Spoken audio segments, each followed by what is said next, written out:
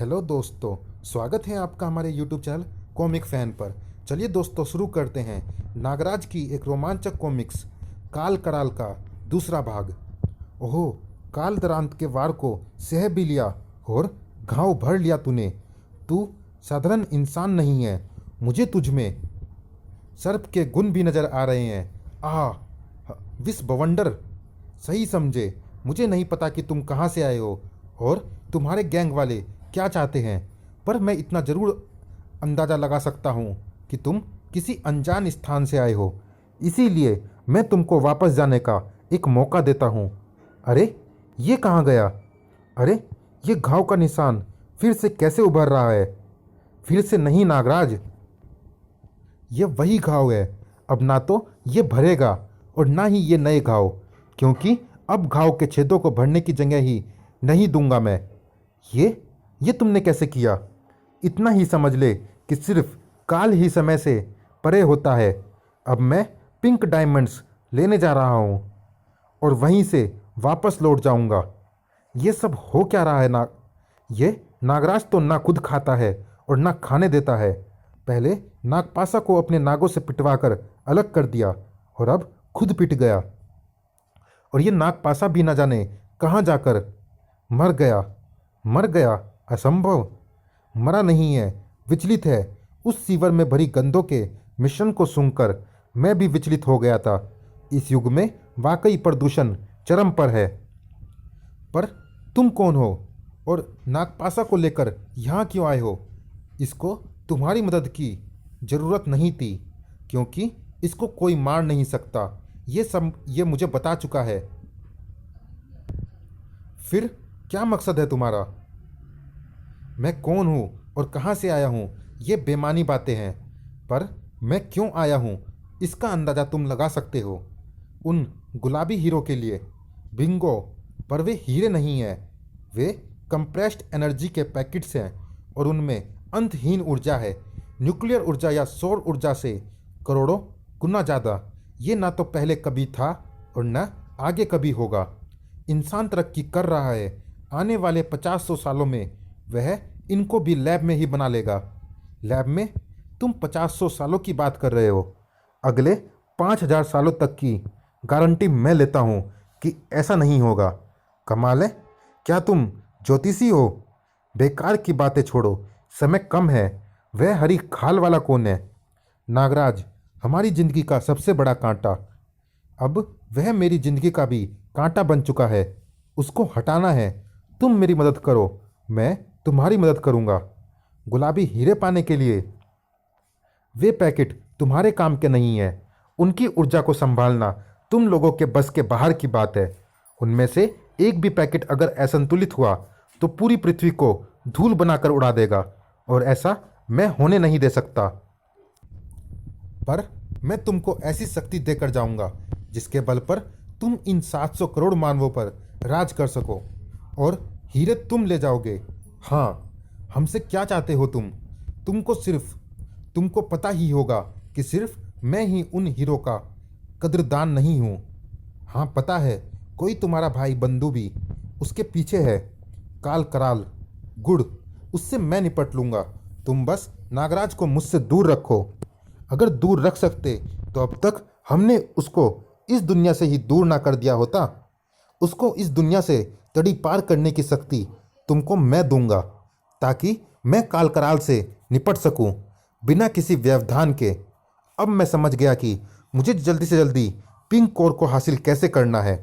उस नागराज से मिलते ही मुझे पता चल गया था कि वह ही पिंक कोर को यहाँ लाया है। बस अब कुछ ऐसा करना है कि वह जार धुरा से पहले मेरे पास पहुँच जाए। ये लीजिए, अब इसको संभालना आपका काम है। लाओ। नहीं, तुम वह नहीं हो जो नज़र आ रहे हो। तुम काल कराल हो। असंभव।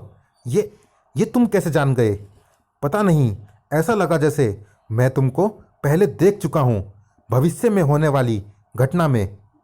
ये असंभव है। तूने यहाँ तक मेरा पीछा कर लिया। तुझे हल्का दुश्मन समझना मुझ पर भारी पड़ सकता है। इसीलिए मैं तुझ पर छाया सर्पों का वार करूँगा। ये तेरी हर चीज़ को अपनी छाया में लेकर मेरे पास पहुँचा देंगे। उफ, मैं इन छाया सर्पों का कुछ नहीं कर पा रहा हूँ। उफ, ये छाया सर्प। नागराज, होश में आओ, संभालो अपने आप को। बगैर तुम्हारी मदद के काल कराल को पिंक डायमंड्स हासिल करने से रोकना असंभव है। मैं उसे रोक रहा हूँ। व्यवधान मत डालो। रोक रहे हो? पर कैसे? पता नहीं, बस मैं कर रहा हूँ। शांत रहो, मुझे ध्यान केंद्रित करने दो। आ ये तो मेरी ही ऊर्जा है। तू मेरी ही ऊर्जा का वार मुझ पर कैसे कर पा रहा है? तुझको आम नागिया इंसान समझना मेरी भूल होगी।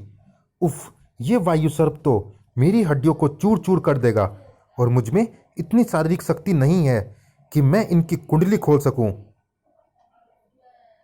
उफ, ये जार को खींचकर ही छोड़ेगा और मैं इसको ऐसा करने से रोक नहीं पा रहा। ये क्या हो रहा है?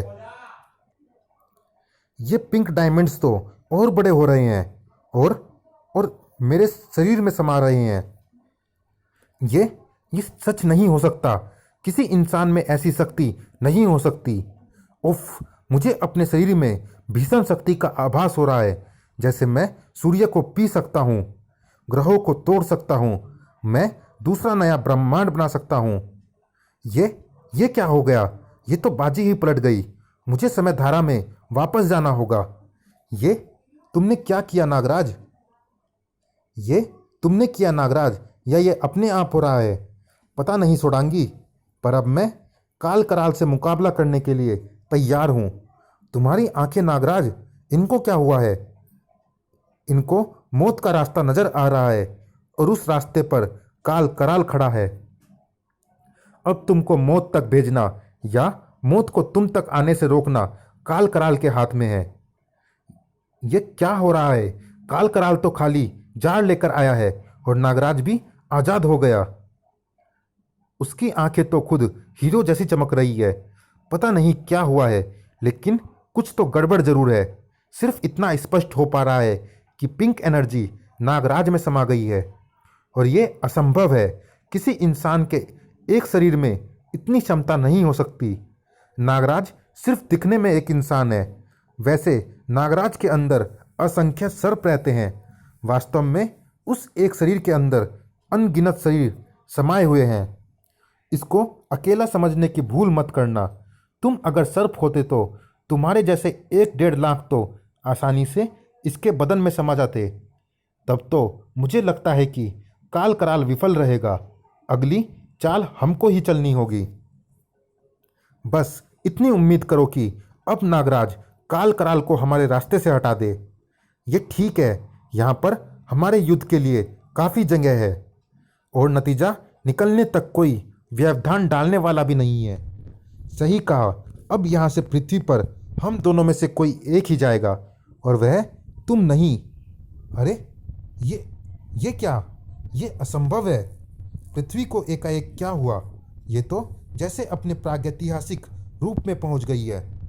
ये सब जरूर तुम्हारा ही किया धरा है। क्या किया है तुमने पृथ्वी के साथ? गलत सवाल। ये पूछो कि क्यों किया है। पीछे मुड़कर देख लो, पूछने की जरूरत ही नहीं पड़ेगी। ये वे उल्काएं हैं जिन्होंने पृथ्वी के सीने में छेद करके महासागरों को जन्म दिया। तुम पृथ्वी के शैशव काल को देख रहे हो नागराज, और अपने मृत्यु काल को। जिन उल्काओं से पृथ्वी का सीना नहीं बच पाया, उससे तुम अपना सीना भला कैसे बचाओगे? और तुम्हारे नष्ट होते ही तुम्हारे शरीर में कैद पिंक एनर्जी आज़ाद हो जाएगी। अब मैं समझा तुम्हारी मुख्य शक्ति को। तुम इच्छाधारी काल सर्प हो। तुम में समय धारा में जा सकने की भी क्षमता है। सही समझे। मैं अपने सामने वाली वस्तु को उसके भूतकाल में ले जा सकता हूँ और स्वयं भी उसके पीछे वहाँ तक जा सकता हूँ। फिलहाल तुम पृथ्वी के भूतकाल में हो, जहाँ पर आकर तुम स्वयं ही एक भूत बनने वाले हो। अब ये 10 मील चौड़ी उल्का तुमसे टकराएगी और तुम इसके गैस के बादलों में घुलकर रह जाओगे। गलत काल कराल। मैं तो तुम्हारी समझ गया, पर तुम मेरी शक्तियों को नहीं समझे। मेरे अंदर इच्छाधारी नागों को अपने शरीर में समा लेने की शक्ति है, और उनकी शक्तियों को समा लेने की भी। तू भी एक इच्छाधारी नाग है, और तेरी शक्तियां इतनी प्रचंड है कि वे अपने आप तरंगों के रूप में मेरे शरीर तक पहुंच रही है, और मैं अब तक उन शक्तियों को अपने अंदर समाकर अनजाने में ही उनका प्रयोग कर रहा था। जैसे तेरी समय धारा में जा सकने की शक्ति, मैं उसी शक्ति के माध्यम से अपने भूत स्वरूप से संपर्क बनाने में सफल हो पाया, और तेरी योजना ध्वस्त हो गई। और अब उसी शक्ति के माध्यम से मैं तुझे अपने साथ अपने वर्तमान में ले जाऊंगा। उफ, ये सही है कि मेरे अंदर समय धारा में जा सकने की इच्छाधारी शक्ति है, पर वह मेरे सामने वाली वस्तु पर निर्भर करती है। मैं अपने सामने मौजूद अधिकतर वस्तुओं को भूतकाल में जाकर उनके द्वारा किए गए कार्य को बदलने पर मजबूर कर सकता हूँ, पर यह मेरी एकमात्र शक्ति नहीं है। और यह भी जान ले कि मेरी शक्तियों को ग्रहण कर लेने के कारण ही तू पिंक एनर्जी को अपने शरीर में सोखने में सफल हो पाया था। पर ऐसा करके तूने सिर्फ अपने आप को ही नहीं, पूरी पृथ्वी के वर्तमान और भविष्य को भी नष्ट होने के कगार पर पहुंचा दिया था। जो ऊर्जा पूरी पृथ्वी को 1 लाख वर्षों तक अनवरत ऊर्जा दे सकती है, इस शक्ति को धारण कर पाना असंभव है। अगर ये कुछ और देर तक तुम्हारे शरीर में रही तो ये विस्फोट के साथ फट पड़ेगी, और वह विस्फोट सिर्फ तुम्हारे ही नहीं, पूरी पृथ्वी के चीथड़े उड़ा देगा। इसीलिए तुम्हारी भलाई इसी में है कि तुम मुझे अपने शरीर से पिंक एनर्जी को खींच लेने दो। ओह, तो तुम मुझे अंतरिक्ष की सीमा तक लाकर मेरी और पृथ्वी की रक्षा कर रहे थे। एक नई चाल। तुम यकीन मानो तो यह सत्य है, पर मैं सिर्फ तुम्हारी ही नहीं, अपनी भी रक्षा कर रहा था, क्योंकि पृथ्वी मेरा भी घर है। पृथ्वी तुम्हारा घर? कहीं तुम वहीं पर परग्रही तो नहीं हो जो उड़न तस्तरी से आते हैं? नहीं नागराज, अब तक मैं समझ गया हूँ कि तुम रक्षक हो, इसीलिए सत्य कहने में तुमसे कोई बुराई नहीं है। हम भी इसी पृथ्वी से है, पर सुदूर भविष्य से, उस भविष्य से जहाँ पर पिंक एनर्जी के अलावा ऊर्जा के बाकी सारे स्रोत खत्म हो रहे हैं। सौर ऊर्जा भी है, पर वह एक बहुत महंगा विकल्प है। इस परिस्थिति में जो पिंक कोर पर नियंत्रण करेगा वह पूरी पृथ्वी पर नियंत्रण करेगा। पिंक कोर वह मिनी पावर स्टेशन है जो 3/4 आबादी को अकेले ऊर्जा सप्लाई करता है, परंतु हमारे युग के एक अपराधी वैज्ञानिक धुरा ने उस पिंक कोर का मिनी डुप्लीकेट बना लिया। वह एक छोटा पोर्टेबल कोर था, और यह एक बड़ी खबर थी। उसने उसकी टेस्टिंग के लिए एक पिंक एनर्जी क्रिस्टल की मांग की, और वह उसको दे दिया गया। परंतु ये जानने में हमको देर नहीं लगी कि यह पूरा प्रपंच एक बड़ा फ्रॉड था। वह पिंक कोर दरअसल में एक विनाशक एनर्जी रिएक्टर था। तुम्हारे आज के युग की भाषा में तो वह एक विशालकाय हाइड्रोजन बम था, जिसका धमाका एक पूरे बड़े देश को समतल कर सकता था। बार बार मुझे धोखेबाज कहने से आपकी समस्या तो हल होगी नहीं मिस्टर यूएन प्रेसिडेंट सर। मुद्दे की बात यह है कि आपको उन देशों से अपनी सेनाएं वापस बुलानी पड़ेगी जिनकी लिस्ट हमने आपको दी है। वे तीनों देश आतंकवादियों को पनाह देते हैं। अगर हमने संयुक्त राष्ट्र की सेनाएं वापस बुलाई तो? गलत सवाल अध्यक्ष जी। आपको पूछना चाहिए कि सेनाएं वापस ना बुलाई तो क्या होगा? क्या होगा? आधा यूरोप तबाह हो जाएगा। पिंक कोर बम डेटोनेट करना पड़ेगा मुझे। यूरोप में ही कहीं छुपाया है मैंने उसको, और वह कहाँ है इसका पता तुम कभी नहीं चला सकते। ठीक है, पर सेनाएं धीरे धीरे ही वापस आ पाएंगी। हाँ, इतना सिस्टम तो मैं भी समझता हूँ। और हाँ, इससे पहले कि मैं भूल जाऊँ, मुझे थोड़ा पॉकेट खर्च भी चाहिए। कुछ $2000 मिलियन। 2000 मिलियन? ये तो ज़्यादा नहीं है ना? Thank God. इतना पैसा मुझे मेरे स्विस अकाउंट में हर महीने चाहिए। 1 घंटे का टाइम है तुम्हारे पास। चलो बाय। Transmission terminated. ये तो चोरी और सीना जोरी वाली बात हो गई।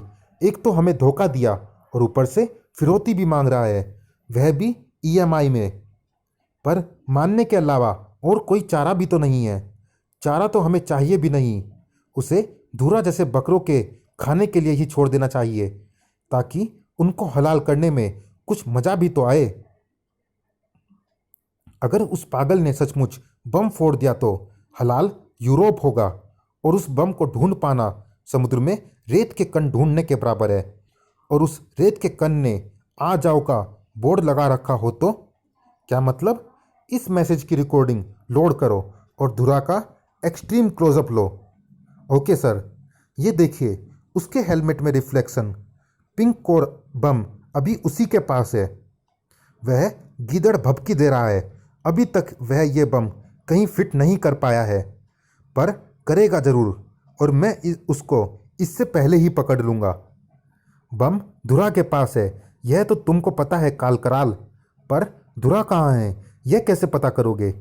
मृत्यु दूत घास के मैदान में खोया तिनका तक ढूंढ सकता है अध्यक्ष जी। काल कराल का चमचा मृत्यु दूत मुझे जरूर ढूंढ निकालेगा। पर काल कराल मुझ तक इस हवा में उड़ते प्लेन में कभी नहीं पहुंच पाएगा। जब तक मैं उसके सामने नहीं पड़ूंगा, तब तक वह मेरे भूतकाल में नहीं जा पाएगा। और मुझसे इस पिंक कोर बम को वह एक ही हालत में छीन सकता है, मेरे भूतकाल में जाकर। वर्तमान में तो मैं ऐसा नहीं होने दूंगा नहीं। यही मुझे भी कहना है। काल काल कराल, तुम यहाँ कैसे? तू जब धमकी दे रहा था तो हल्का सा लड़खड़ाया था। तभी मैं समझ गया था कि तू हिलती ज़मीन पर है, प्लेन में या शिप पर। तेरी मौत खींच लाई मुझे। अब इसमें मेरा क्या कसूर? इसीलिए मृत्यु दूत ने हवा में उड़ते सारे प्लेन्स में तेरी तरंगों को चेज किया, और ये प्लेन मिल गया।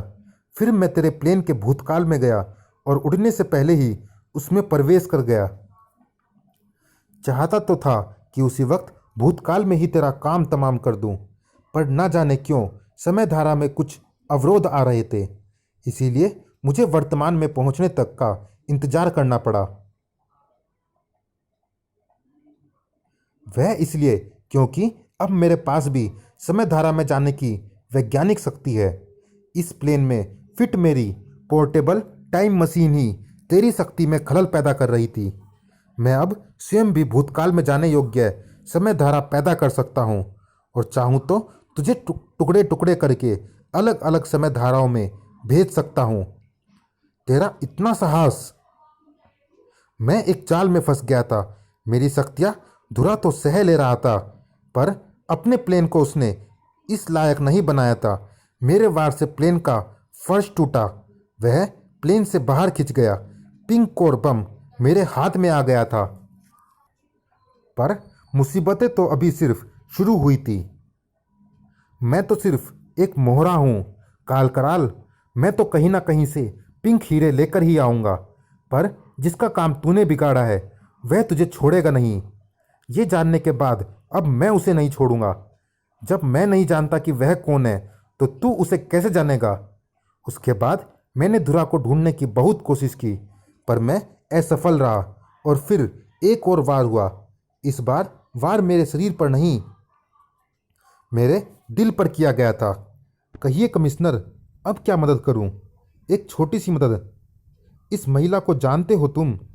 ये शायद कभी मिले हो, पर आप ये क्यों पूछ रहे हैं? ये एक मर्डर विक्टिम है, जिसका मर्डर अभी 1 घंटे पहले हुआ है। काल कराल। इसके फ्लैट में इसकी एक पुरुष के साथ कुछ फोटोज भी मिली है। वह पुरुष भी लापता है। पर फिलहाल तुम भी शक से परे नहीं हो। पुलिस साइको एनालिस्ट के अनुसार विक्टिम आमतौर पर ऐसी दशा में अपने कातिल का नाम ही लिखता है।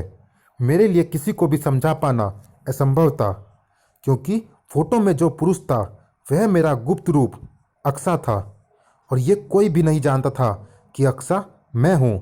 फिर हिमोना को जानने का सवाल ही कहाँ पैदा होता था, पर यह तय था कि मेरी मंगेतर की हत्या मुझे दुख और दंड दोनों देने के लिए ही की गई थी। धीरज रखो दोस्त, कातिल हमसे छुप नहीं सकता। सही कहा मृत्युदूत ने, तुम तो उस अपार्टमेंट के भूतकाल में जाकर कातिल को देख भी सकते थे और पकड़कर होनी को अनहोनी भी बना सकते थे। नहीं नागराज, भौतिक जगत की तरह समय धारा के भी कुछ नियम होते हैं। अगर किसी का समय पूरा हो गया हो तो कोई चाहकर भी इस धारा को पलट नहीं सकता। मैं चाहे कितनी भी बार भूतकाल में जाता, पर यह घटना हर बार घटित होती ही होती। पर इस बार समस्या दूसरी थी। मुझे अपनी मंगेतर को बचाना नहीं था, बल्कि उसके कातिल को देखना था। परंतु मैं ऐसा नहीं कर पाया। एक विपरीत समय धारा इस कार्य में व्यवधान पैदा कर रही थी। मैंने धुरा का पता लगाकर समय धारा की मदद से उसके पीछे जाने की कोशिश की। तब मुझे शक हुआ कि वह समय धारा में बहुत पीछे आ गया है, वहाँ पर जहाँ पिंक एनर्जी क्रिस्टल का जन्म हुआ था। यानी तुम्हारे युग में यहाँ से पिंक एनर्जी क्रिस्टल हासिल करना, उसके लिए ऐसा ही होता जैसा कि किसी बच्चे से लॉलीपॉप छीनना। पर वह यह नहीं जानता था कि उस बच्चे का नाम नागराज है। पर वह यह जानता है कि उसी बच्चे के चाचा का नाम नागपासा है। ये तो डिफ्रैगमेंटर रे है, वही जिसका वार धुरा ने मुझ पर प्लेन में किया था। पर तब मैं इसके लिए तैयार था। इससे मुझे इस वार की उम्मीद नहीं थी। ये मेरे शरीर के अलग अलग हिस्सों को सेलेक्ट करके उनको अलग अलग टाइम जोन में भेज रही है। पर मैं वापस आ जाऊंगा, लेकिन उसमें मुझे समय लगेगा। तब तक तुमको अपने शरीर में संचित पिंक एनर्जी को सुरक्षित रखना होगा। चलिए दोस्तों, इस भाग में इतना ही। यह रोमांचक कॉमिक्स जारी है अगले भाग में भी। मिलते हैं इसी कॉमिक्स के अगले भाग में। तब तक के लिए धन्यवाद।